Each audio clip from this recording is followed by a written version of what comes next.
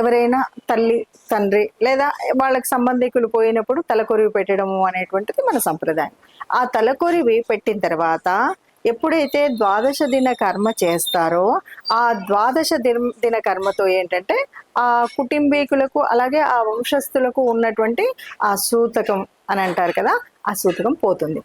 ఆ రోజు దేవాలయంలో తప్పనిసరిగా నిద్ర చేయడానికి తీసుకువెళ్తుంటారు. పెద్దవాళ్ళు ఎవరైనా సరే దేవాలయంలో నిద్ర చేసి వస్తారు.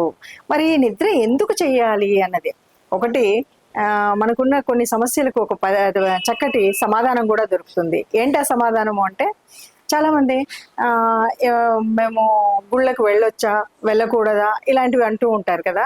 ఈ సమాధానాన్ని బట్టే మనకు తెలిసిపోతుంది. ఎందుకంటే మనకు గుళ్ళకు వెళ్ళకూడదు అన్నదైతే ఇది నియమం కాదు.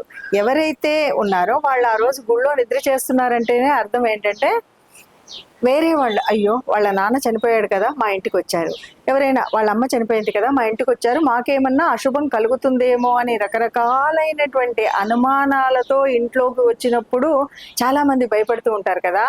అందువల్ల వీళ్ళెవ్వరికీ భయం లేకుండా ఆ సాక్షాత్తు ఆ దైవ సన్నిధిలో గనక వాళ్ళు పడుకుంటే, దేవుడి దగ్గర నిద్ర చేసి వచ్చిన తర్వాత ఇంకెవ్వరి ఇంటికి వెళ్ళినా అలాంటి ఇబ్బందులు అనేవి లేకుండా ఉండడం కోసం ఈ దేవాలయంలో నిద్ర చేయించడం అనేటువంటి ఒక ఆనవాయితీని మన పెద్దలు, వాళ్ళు ఇప్పుడున్నటువంటి ఈ మనస్తత్వాలను ఎరిగిన వాళ్ళు కాబట్టి ఇలాంటి ఒక గొప్ప ఆలోచన చేశారు.